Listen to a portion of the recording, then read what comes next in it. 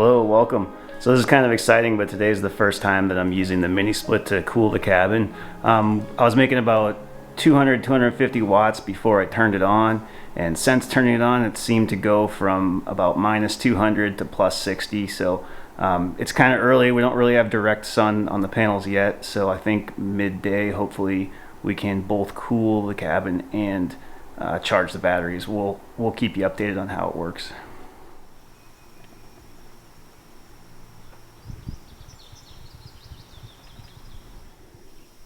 Alright, so that was a big accomplishment to get this whole side here done. Kind of hard to see because of the shadow, but it's actually not the last bit I have to do. We've got to do this section over here. I'll show you. We still have to do this section under here and on the other side, so that's going to be a pain and take a long time.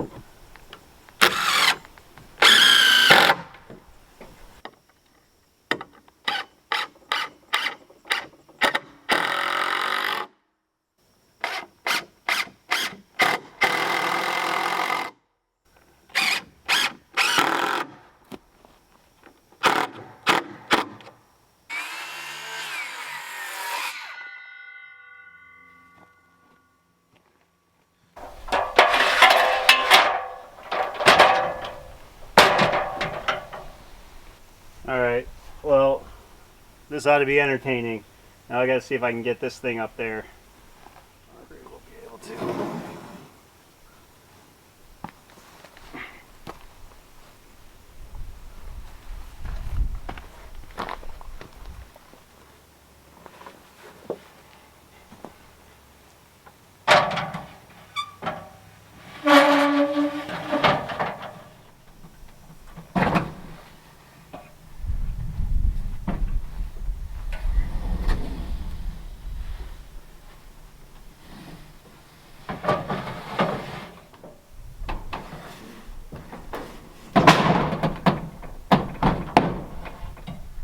Perfect. I just gotta hope it doesn't break.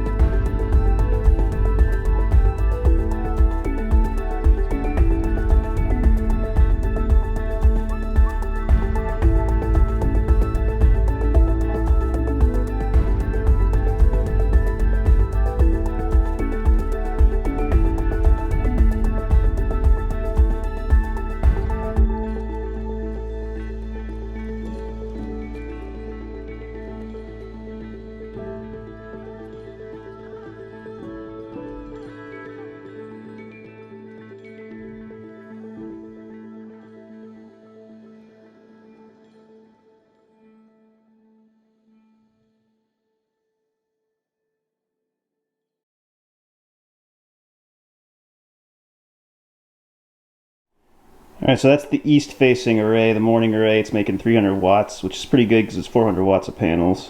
And this is the south main array, and that's making about 300. It's in the morning and it actually faces southwest a little bit, so that's pretty good too. So we're bringing in about 600, and it looks like we're sitting about 60 watts. So it looks like it's taking about 500 watts to run the mini split. I guess that's not entirely accurate because since I'm running the inverter, I'm charging some stuff that charges on AC power and converts it to DC. And I'm also charging up this vacuum just to do a little cleaning. So it's probably a little bit less power than I said. Oh boy, it's hot out there. So I gotta clean up. Let's go take a look at what we got done.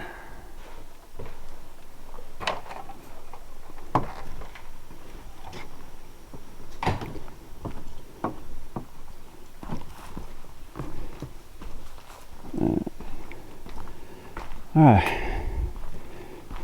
so it's pretty nice to have this side done. That's a pretty big weight off the shoulders. That was a lot of work there.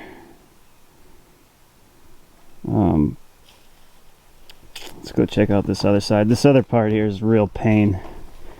It's just not an easy place to work.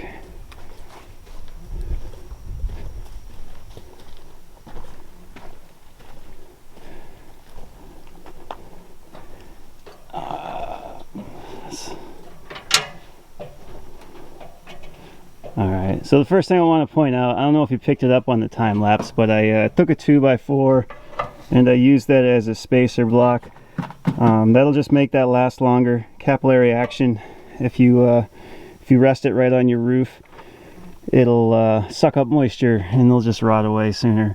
I see that a lot in my neighborhood. No contractors around me know to do that, and that's kind of annoying.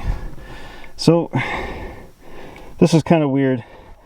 I kind of was doing this wrong, where there's like a kind of a space there, but then I started doing it the right way, and I don't really remember what I was doing to make that work, and then I kind of started like forgetting how to do it up there. But anyway, that's what we got done. The scaffolding worked good. It was a little nerve-wracking at first, but it feels very secure. Well, it's a beautiful day. Oh man, I gotta work on the pond. I got a bunch of stones for it delivered. I gotta figure a way to get them up the hill.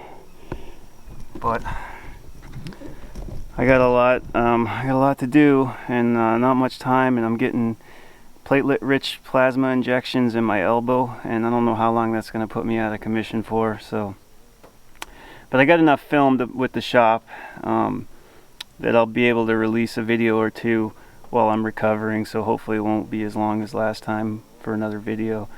So anyway, thanks for watching, hope you enjoyed it, and see you next time.